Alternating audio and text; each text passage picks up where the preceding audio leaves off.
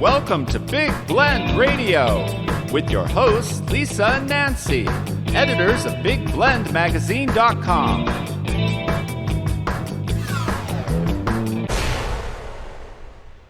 Hey, everybody, welcome to Big Blend Radio's Parks and the Arts Show that we do every first Friday with the National Parks Arts Foundation, and you know how much we love them.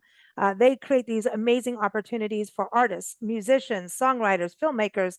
I don't care what you do in the arts. This is for you. They have these opportunities where you can apply to be an artist in residence in a national park unit.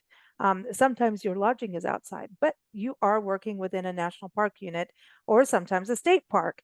So, for example, you could be in Hawaii Volcanoes National Park. You could go to Chaco Canyon out in northern New Mexico.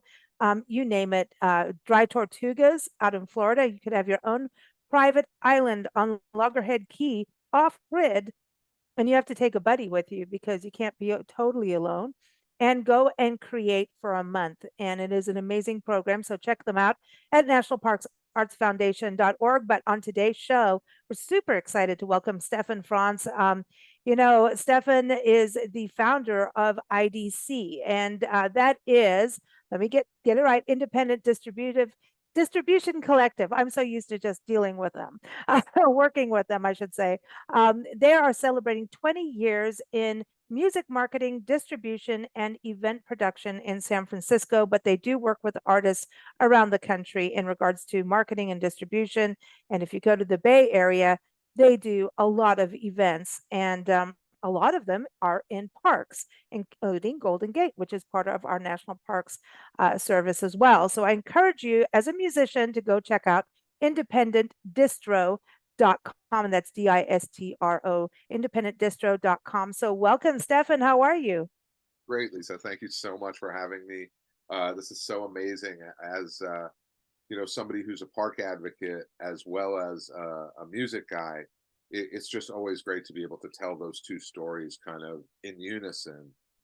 It hasn't always been that for me, but I'm just super excited to be here with you and kind of talk about two really big passions, music and the music industry, and then just our park system and the parks that we get to share, like this lovely space that's behind me.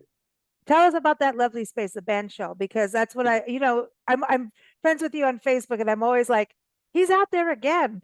Are you there every day? Like, what's going on? It feels like I'm out there every day. So we're about 4 days a week of live free music, 3 to 4 hours a day of programming on this stage that you see, this beautiful space.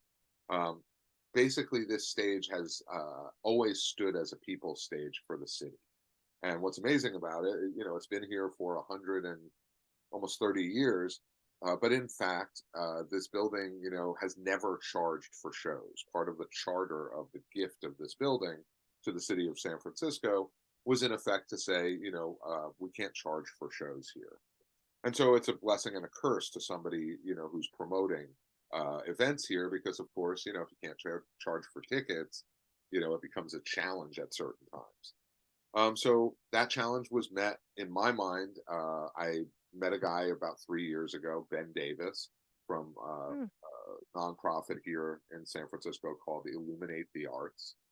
And there had been some work done by the city's Recreation and Parks Department and Illuminate the Arts and another nonprofit, the San Francisco Parks Alliance, to raise philanthropically some money to put in an in-place sound system and lighting system in this 100-and-something-year-old venue. And, I just happened to be, I guess, in the right place at the right time. And it turns out, they needed somebody to kind of run it, production manage it, program it. And that all kind of came to being in the middle of 2021. But COVID times too.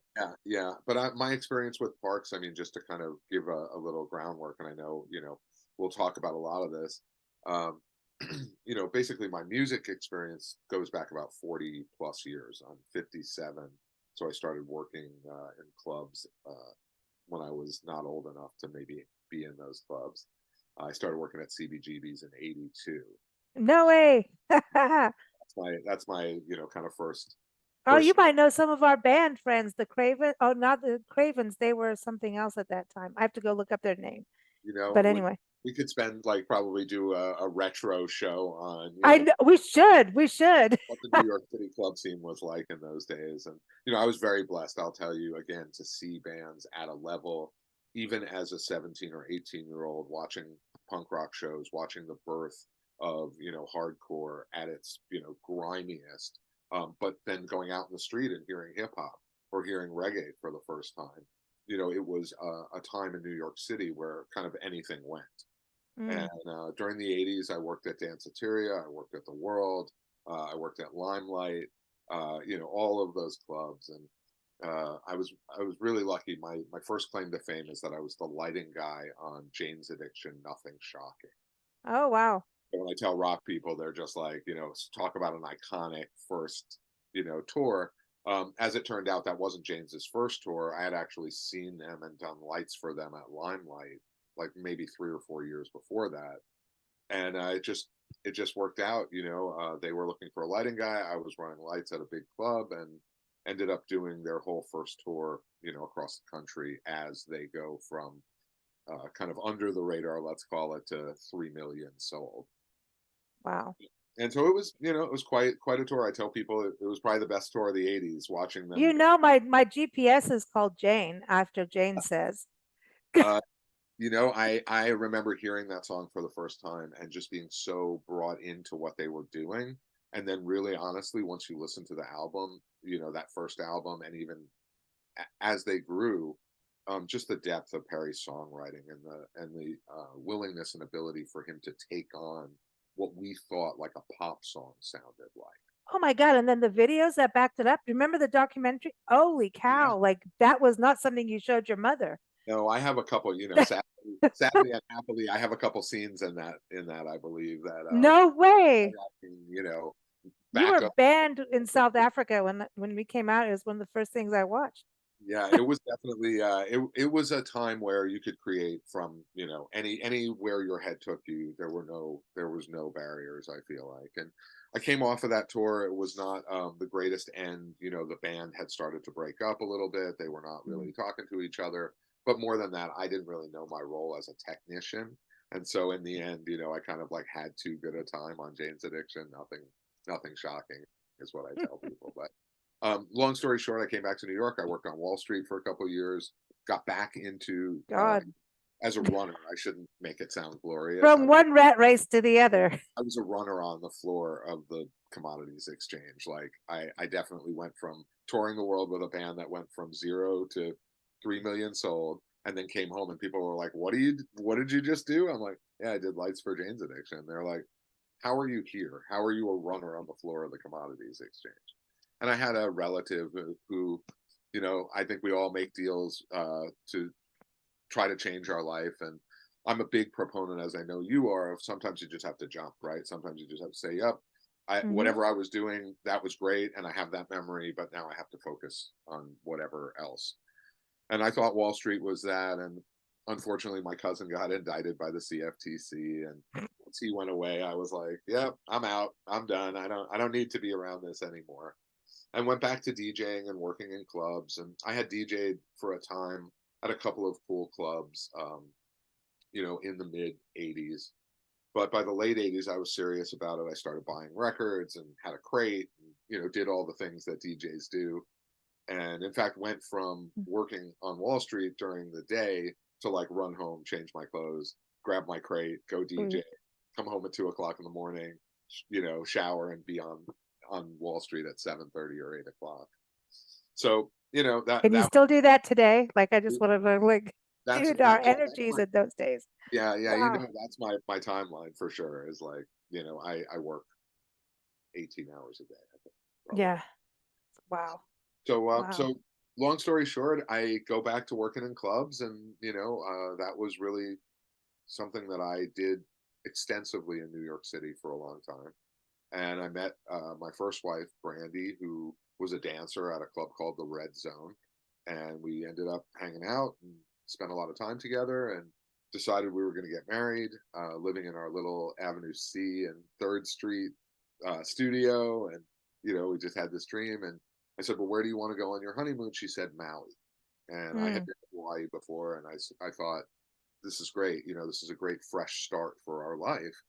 And so we booked our honeymoon to Maui, and as luck would have it, I was DJing. I got into reggae probably a year or two before that, and Right specifically on.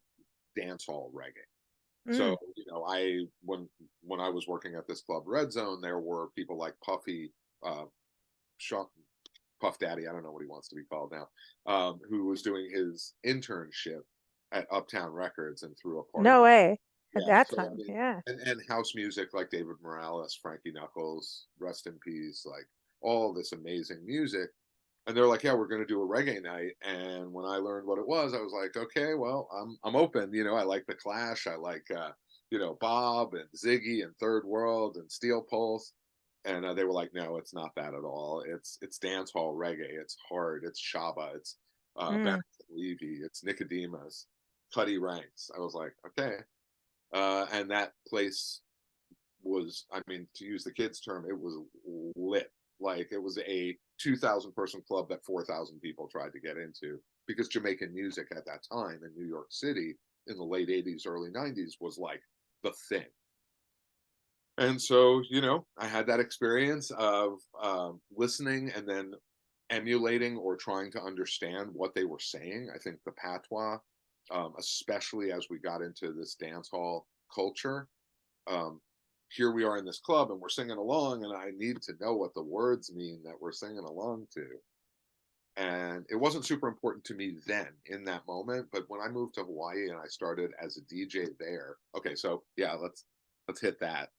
So I got married. Randy and I got married. We honeymooned in Maui. There was a reggae night. I went to the guy who was running the club and I said, "You have a reggae night. I'm a reggae DJ from New York. What do you guys play in the breaks?" And he said, "Oh, it's this kid Marty Dredd, who's, you know, again now. I met him when he was 19. He's now like, I don't know. I don't want to say he's 50 yet, but you know, he's put out 17 albums or something since we started working together." Um, so Marty, you know, performs at this club, and I end up winning myself a job if I can come back to Hawaii DJing the breaks of his party. Dude, right on. Right. So off the Lower East Side, it's 9 degrees. Brandy and I sell everything, and off we go to Maui. And you know, it was an amazing time. Again, playing this music for people in a place that was so open and so interested, because they really loved Bob. They really loved. Did you learn going back to the verbiage? Because I grew up with this music. I grew up in South Africa and Kenya, so like that kind of music was always there, but in also different artists. So Bob Marley was part of the world, but reggae was also part of African music, obviously, right? And so, but it was like it was the ghetto blaster on the shoulders, heavy heavy stuff, like, you know, you'd hear it on the streets, and it was like, it's like if you go to Mexico, they'd blast it off the cars, you know. And I love it. I just, it's like the pulse of the people, right? And Yeah, you know, like Ponto Banton's got to still have that big old voice, like, you know. yeah, And it's like when I hear that, I'm like, everybody just like, dude, this is the thing. And you then you bring in UB40, and I'm like, I can't. No offense, I can't, you know, but I get it. Like people need that. So it's kind of like, it's interesting the history of reggae when you go from, when you're talking about like dance hall music. I'm like, I was in a different country at that time frame, but it was like wherever it was on street corners, it was an underground things going on, underground clubs that we had going. Like it could be people's houses that were just opened up that were shut out, you know, like you had to have there was like a speakeasy going yeah, on. And when I grew up, in yeah. a It's weird funny way. that. So you know, in my history in New York, I probably would say that I was not involved in that level of it, because in New York at that time I was working at the preeminent reggae. When they kicked off this party, the DJ, his name was Sting International, and he's notable because he produced Shaggy, Oh O'Carroll. yeah, You know, he's a very notable yeah. producer. And the guy who threw the party, David Levy, is Hot 97, which again was like before its time in terms of people promoting this type of music. But and again, I'll caution, this story turns dark. You know, the reality is at that time, reggae music, dancehall music was very homophobic, misogynistic. Like, it was not, That's really true. it wasn't your parents, you know, reggae music. It wasn't peace and love and you know, positivity. It was definitely more like gunmen lyrics. It was It more, was more going into what hip hop started, like rap in a way. In a I way. you know, being somebody who came from New York and knowing that hip hop was on the streets with DJ Kool Herc, you know, when I was much younger, of course, when that happened, but knowing that those seeds were planted and hip hop really came from, you know, rubbing two records together, the way Herc was saying, hey, we take these breaks and, you know, you can rap over these breaks. Jamaicans, you know, that's been their style the whole time I've been in reggae. So, you know, again, that similarity drew me to dance hall, but it also made me weary because if I didn't understand it. And so, you know, I always tell the story of David Levy, me saying to him, listen, man, you know, I love this music. I want to get into it. I need to understand what they're saying. And he said, well, ask me, man, ask me. And I said, well, you know, there's this song by Shabba Ranks. And he's saying something about a tralla load of, and he said, oh man, it's easy. Tralla load of gallop on a wharf in the morning, pay the custom office something for clear them off. What? Miss say you have a trailer load of gallop on a wharf and I want to pay the customer. And then Lisa, it hit me. I heard what he was saying, and he's like, "The wharf, man, the wharf." I was like, "He's a trailer load of girls on the wharf, and he wants to pay custom officer something." Yep. Yeah. And it all came to me, and from that day on, I was dangerous. Why? Because I could understand patois. Good. It didn't matter who we were. It didn't matter where we were. I could understand the language, and now I know what you're saying. And so again, moving to Maui and then making the choice to understand the language and understand that I'm not going to propagate. We all know what consciousness is. It's a very easy thing. Right. The opposite of consciousness to me is slackness. And slackness is very easy to propagate if you don't make a stand and stop.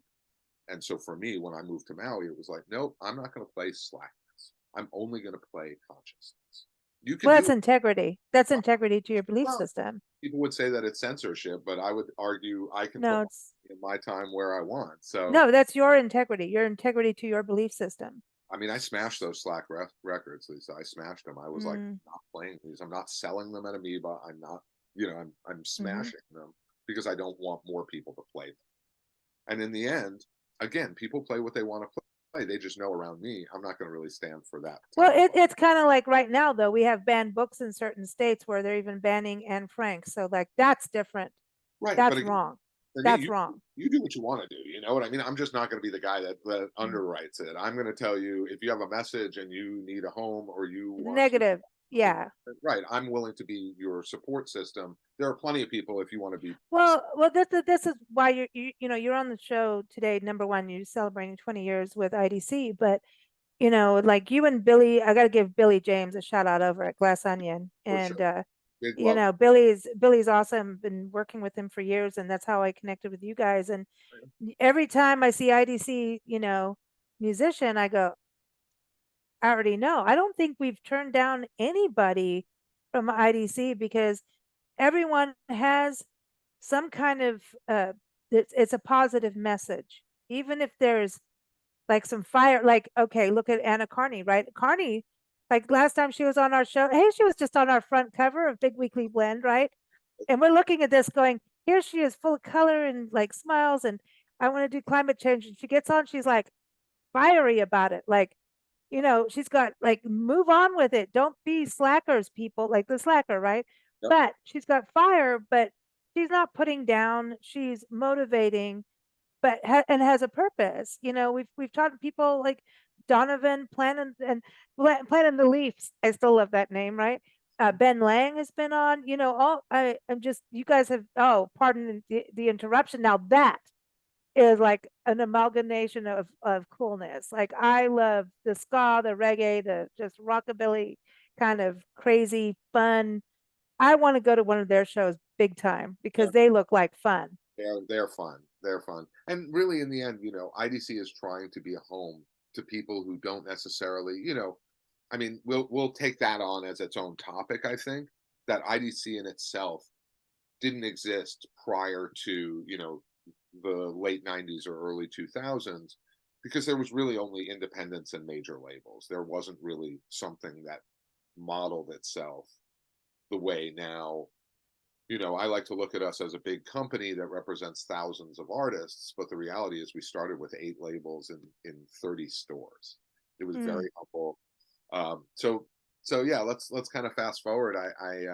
I lived in Hawaii for 2 years, DJ'd a lot. Oh, Maui must be sad for you right now too, Oh, seeing. heartbreak. I don't even, I don't know that I'm there yet in terms of like seeing it and really processing it. Those were Mhm. my streets for those 2 years. I DJ'd up and down that place. I had Oh, wow. 100 meals, a year right there. And it's sad mostly out of the idea that, it will never be the same. It was a one of a kind place. And, I think unfortunately we all know whether that's uh, Pompeii, if you think about it, or you think about places like I was reading that Colonial Williamsburg was only 90 buildings left when it was all said and done.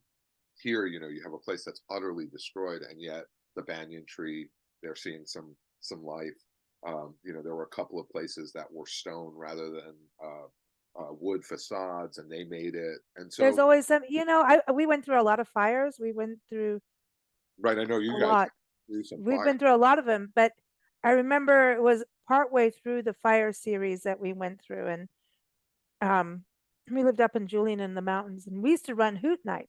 So we used to run like a hootenanny, literally in the mountains. And anyway, I'd go up and down because back in the print days of the magazine, and you've been in the same era of evolution, of music changing. Now we have Spotify. We didn't have any of that stuff. You could be independent, but you were like Zappa at home, going, "Hey, this is a cottage industry," and it still is. But anyway, I'd go up and down distributing magazines, throughout the Southwest and stuff, and do my sales and all that.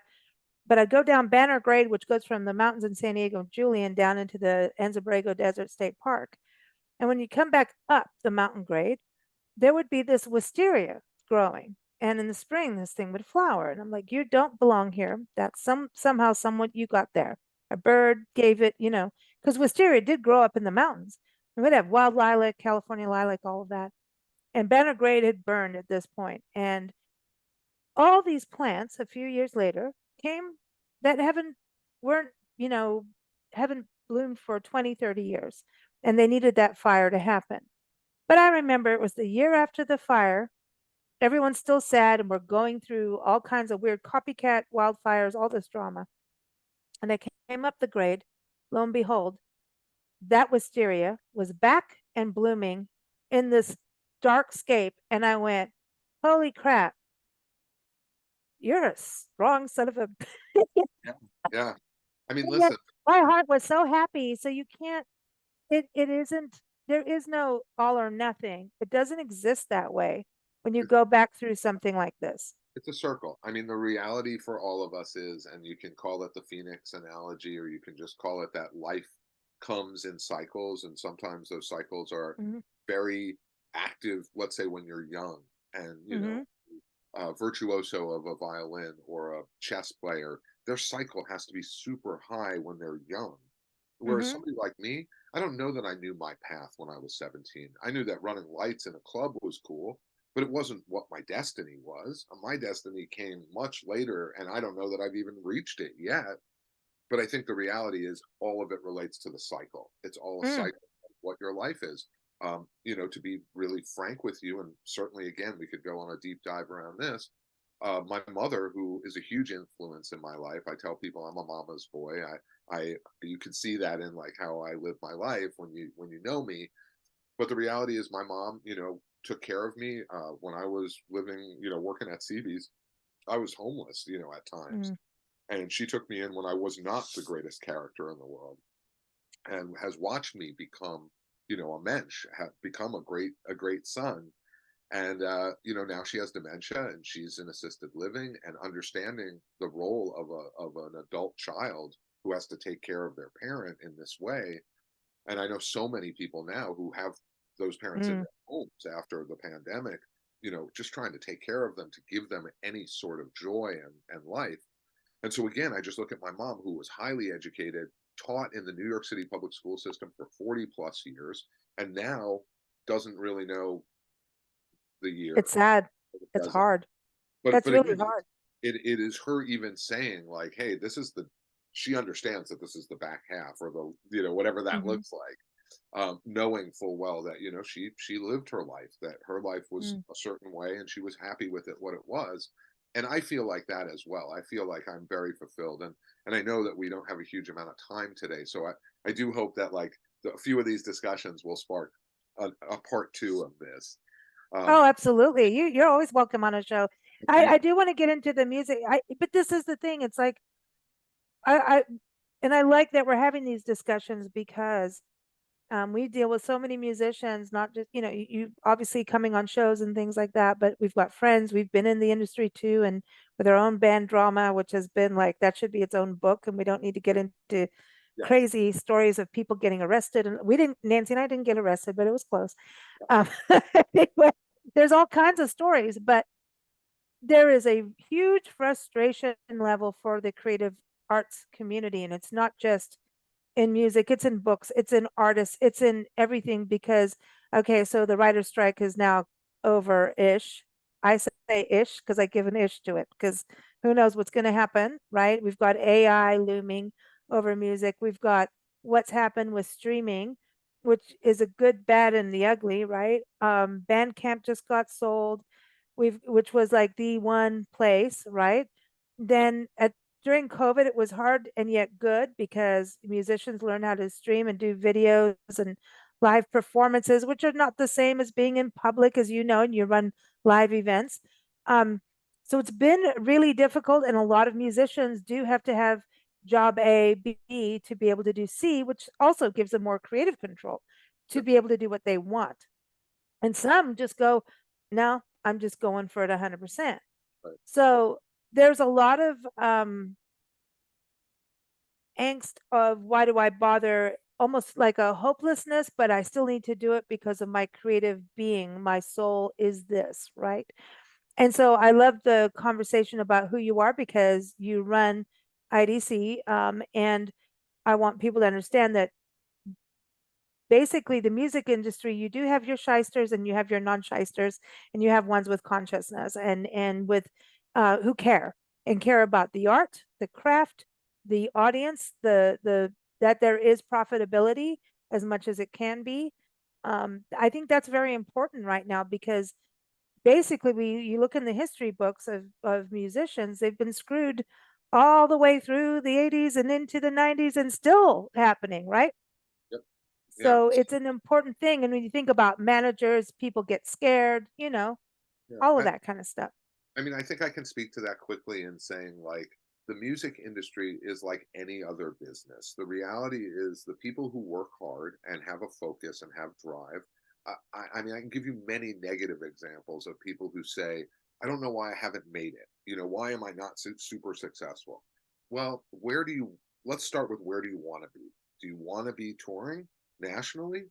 Sure. Okay, so if you want to be touring nationally, you have to create demand in other places other than your home, or you're actually never going to actually generate enough momentum.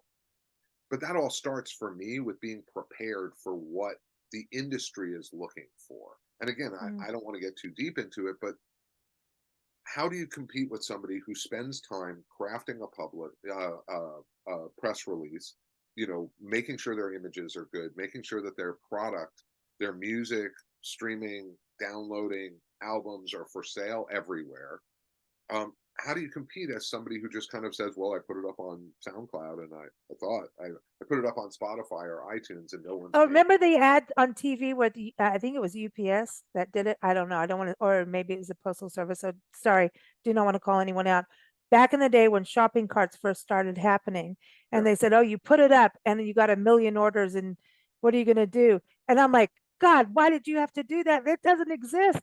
I don't care what you're selling. I think that's part of the music industry is that the stardom, let's start with the fact that like most people who dream this, and that could be millions and millions of people, aren't actually going to be the thing that the industry is looking for.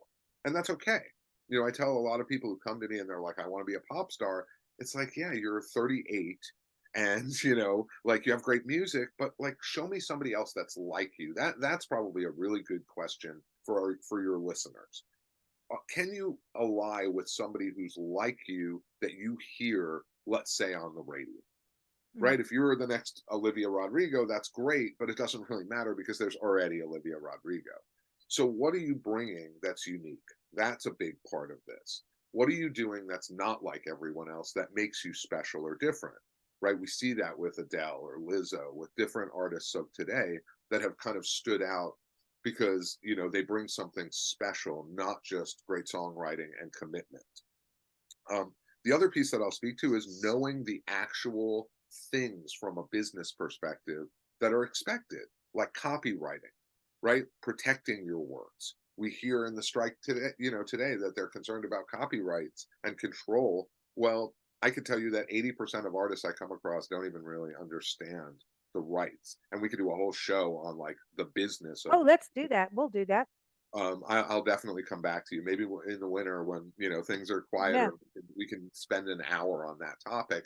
But then, you know, to ask them, oh, do you have ASCAP or BMI?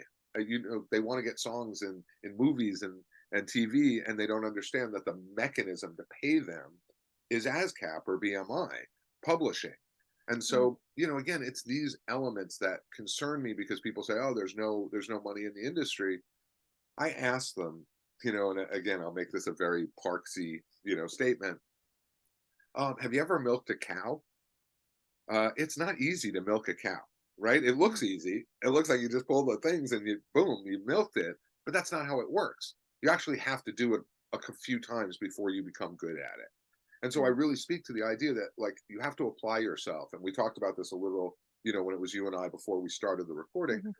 It comes down to how much, if you can give 100%, it's going to be great. If you continue to give 80 or 30 or 50% and hope that you're going to reach a level of momentum, that's really challenging for anybody in any business, not just in the music industry. So I think it, you know, it really comes down to like getting your act together, figuring out what the element is like that you're good at. Writing songs, great. Sit down and write some songs. We also talked about the ability to shut out all the noise of the world. That's such a huge thing to me because, again, you think about these great songwriters, they were able to kind of isolate themselves enough to be able to tell this great story. And now what happens, I see with a lot of people, at least, you know, my age group, is that we're so distracted by everything that's going that it's hard to bring ourselves to harmony with the work that we're doing. So, you know, I think those elements would really be the thing. Well, you talk about that shutout thing. I think that's where, and I got to bring in the National Parks Arts Foundation with that, of having like a retreat like that. I know it's a residency, but being able to be in a park for a month where all you do is create and you're allowed to change your point of view. Like, hey, when you apply, you have to go, oh, I want to do this, this, this, this. They let you change it as soon as you get there. You know your whole thing's going to change because something else is going to stimulate you. And they open it up that, oh, if you want to learn how to do a different kind of instrument while you're there, do it. You want to learn a different writing thing, do it. Those kind of like, I know it's a residency, but I almost look at it like a personal creative retreat for a musician or a writer. I mean, I'll just tell you, and again, back to that Phoenix mindset of like changing up your reality. I lived in Maui. I had a great time. People were like, oh, you must go to the beach all the time. Go to the beach all the time. I'm working all the time to be able to pay the rent to live here. Yeah, right. But then I moved to San Francisco, yet another really expensive city. Yeah, really. Just keep it cheap, I right? moved here as a DJ and basically brought my records. And when I had to start buying records to be, you know, competitive as a DJ, I was like, how do I pay my rent and buy records at the same time? And the reality was, you know, I was ready to kind of go from being a DJ to being a label and eventually being an industry person. And I started Positive Sound Massive Recordings when I moved to San Francisco.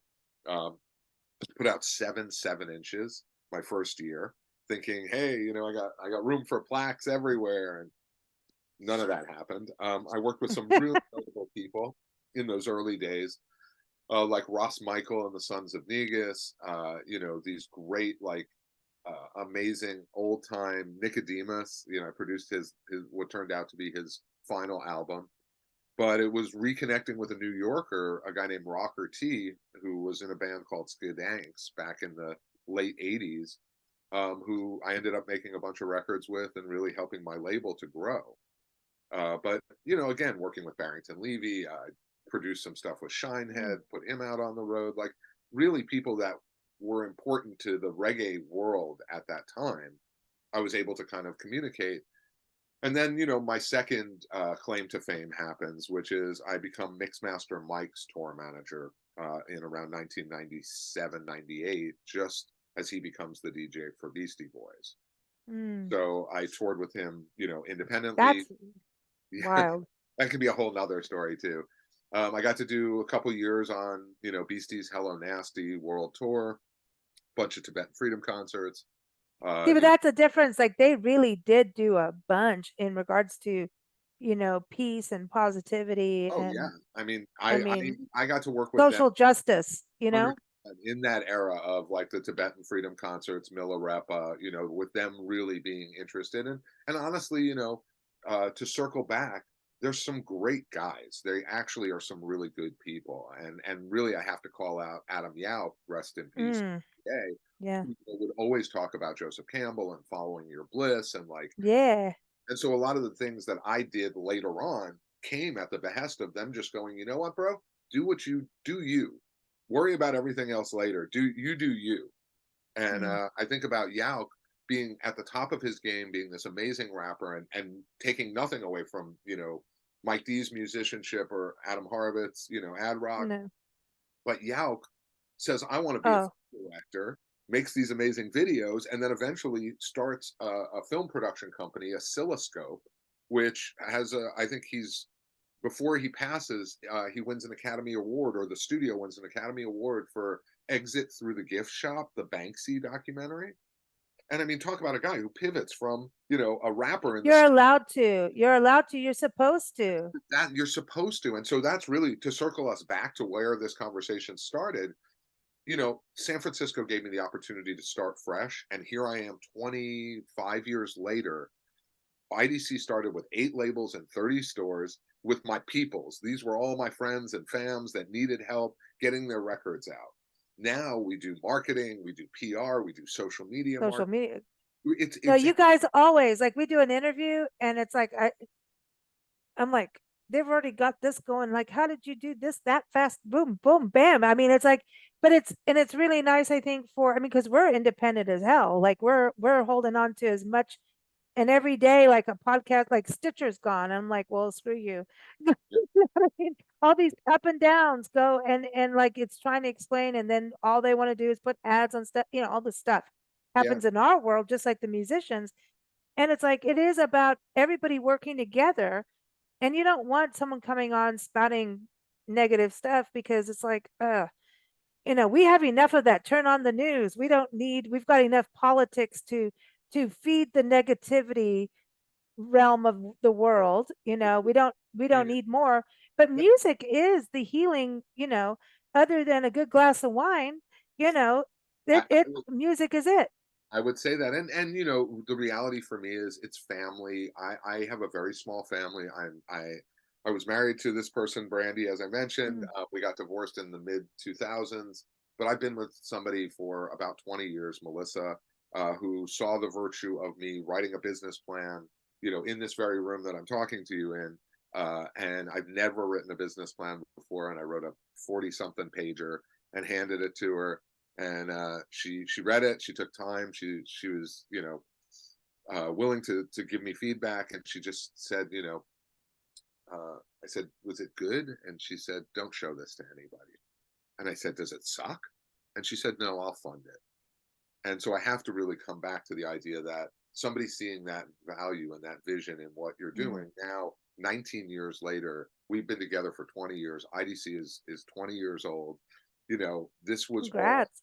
a joint vision, right? It was not just one person. You talked about Ben Lang. IDC would not be what it is without Ben Lang's contribution. He, behind the scenes, helps me run this company that looks on the surface like it's thousands or hundreds of people. And Yeah, he's a smarty pants. I could tell when he was on the show, and I love his he's got a deep voice, man.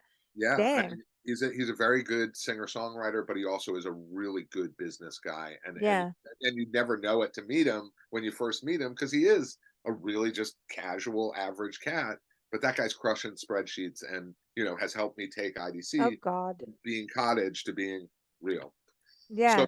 I did want to touch on one last thing, because I know we don't have a huge amount of time, but I'm hoping we'll do a part two.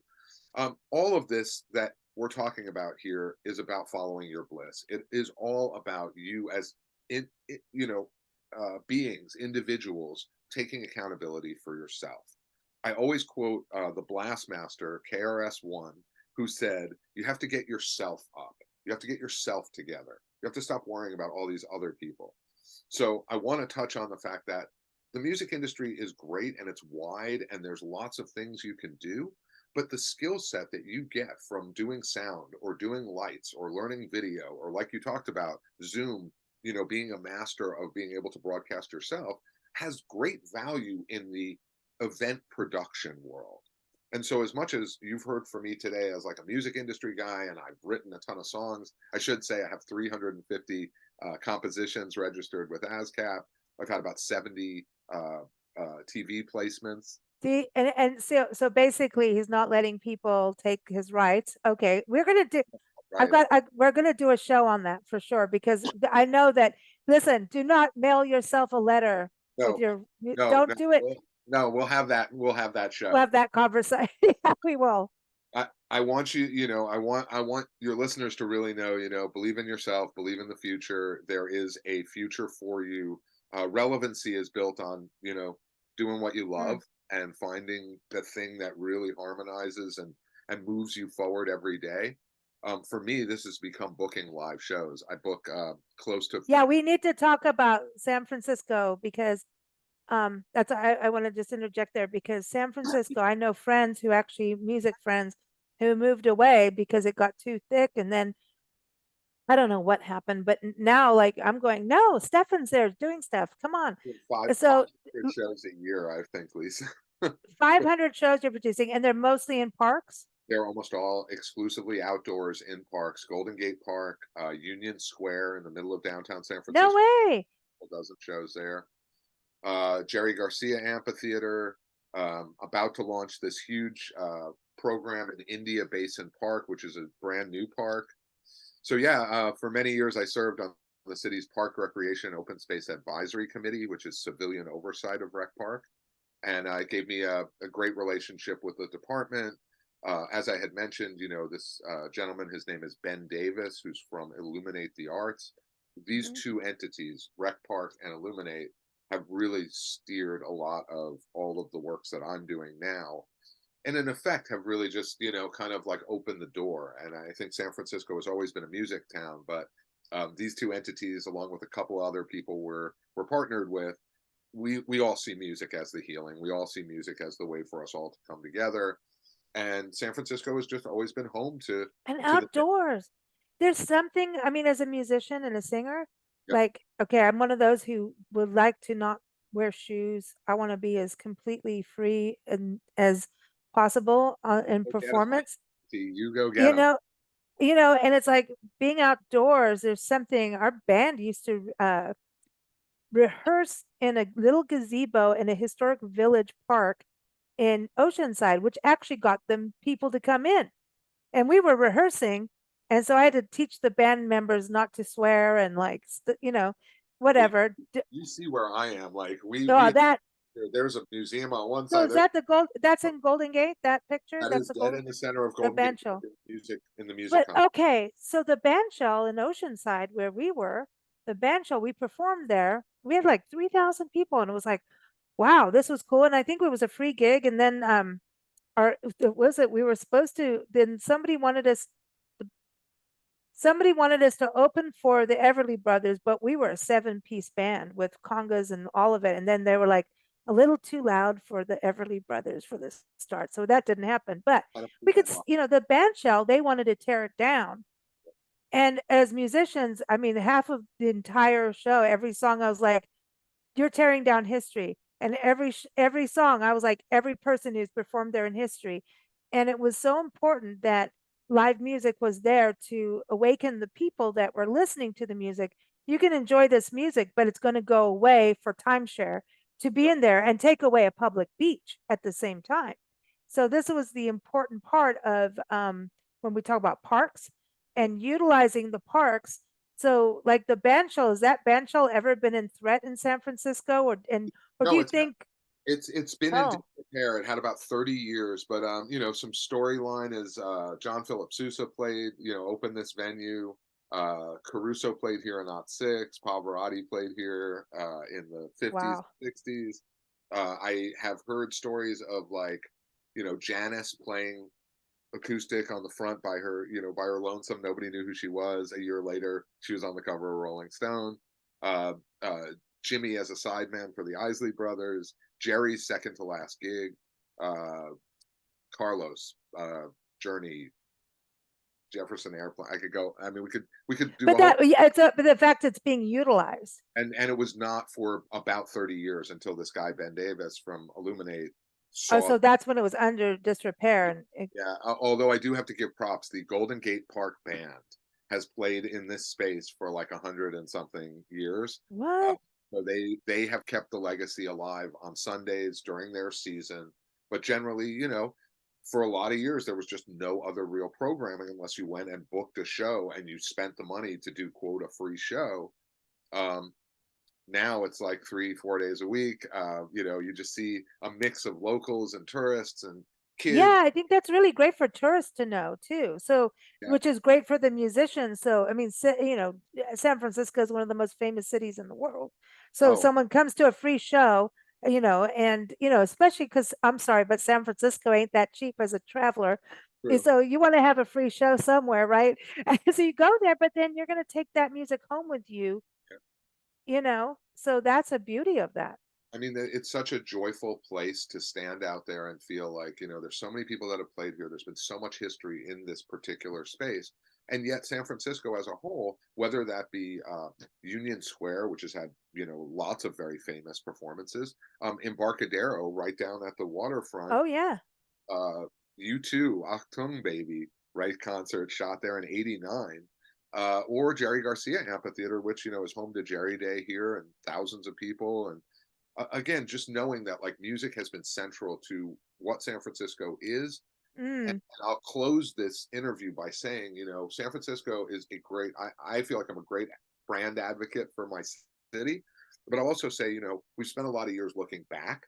And I think that what I will tell people, especially people who haven't visited here in a while, that doom loop and all of what you hear, that's the news. That is not what's going on here. Yes, there are car thefts, there are break-ins, there are these, you Well, know, that's every city. it's every city.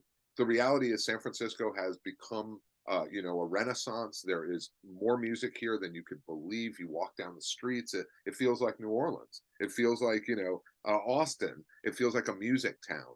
And we know from our history, if that's the case, if we set that stage, that in the future, there are going to be some acts that you see and hear that you So it's simply, kind of like a revolution going back to what it was, like that history of it in the 70s. Because, as a teenager coming back to the States, I'm American, but grew up in Africa and England. yeah, I went the first time we went to San Francisco, I was like, I want to see Janis Joplin. And I know she's dead, but I still wanted to see, I still had this Rolling Stone crazy, childhood memory thing of like, I want this, I want to see Jimmy, I want to, go to Haight Ashbury. And yeah, I was there, but I wanted exactly what you're talking about. You kind of wanted to go to, like, when you go to New Orleans, you want to experience what, all the, and beyond French, Bourbon Street, you know what I mean? The French Quarter. You want to go beyond that too, by the way. you have to look behind the scenes at all of it. And the reality for me is like it's a mix. San Francisco has always been a mix of tourists It's and awesome. And all the neighborhoods, yeah, the neighborhoods. Oh oh, my God. such a neighborhood city. That's why I love New York. It's my home. It's the place that birthed me into this world. But I would still call San Francisco home now because the neighborhoods, the feeling of like seeing people that I've seen for 20 years. Hey, what's up? It feels like home. So Mark Duda with the Bodega Flowers. Yep, That I love that album, by the that's a way. great album. He's a great artist. Isn't he? I mean, that was a cool conversation with him. His interview and he really brought New York City to life to me through that album, and I've never been there yet. That's what attracted him to me as an artist, was like he was speaking what my, my history on those streets. Yeah. And it's a joy to listen to everybody. I mean, Anna Carney, I'll go back to her. Oh, I love her. Somebody who really speaks to, what my ethos is. We've written songs together. I, have performed Oh. with her many years. So it's amazing to think about where she is now and how So much. what do you do as a performer? Like, are you playing an instrument? Are you I mean, singing? I What do you do? I vocalize on Okay. some things. I play pretty much everything. I wouldn't play drums, but I can play bass. I play guitar. I can play keyboards. I would say really though, my thing with Anna was I co-wrote, vocally on songs, and produced a Sweet. couple of her songs that are the more reggae feeling songs. Ah, I love it. I love it. It has been a pleasure having you on the show and to Oh, finally thank you kind so of meet much. you. We'll meet you when we go through the Bay Area You'll next time for certainly come sure. and have a seat at our free, I'll have tickets for you at the no ticket venues Ah. that we do stuff at. But I would We love would. nothing more to take you guys. We'll go to a couple different parks and hang out together in the Oh, out. the parks. Listen, we love park picnics, We will That's do a it. picnic at the band shelf or something special when you guys are here. Oh my God, we have to have fun. That's it. The parks and music, you can't it just doesn't get better than that. Everyone go to independentdistro.com. Of course, the National Parks Arts Foundation.org is the website. We want to thank them for today's show. And of course, keep up with us at bigblendradio.com. Every first Friday is our Parks and Arts show. And I think this is one of those wonderful examples of what can happen in parks to keep the parks alive, to keep the arts alive. See, that's a good partnership for sure. Thanks Sure. so much, Steffen. Thank you, listeners. Thank you.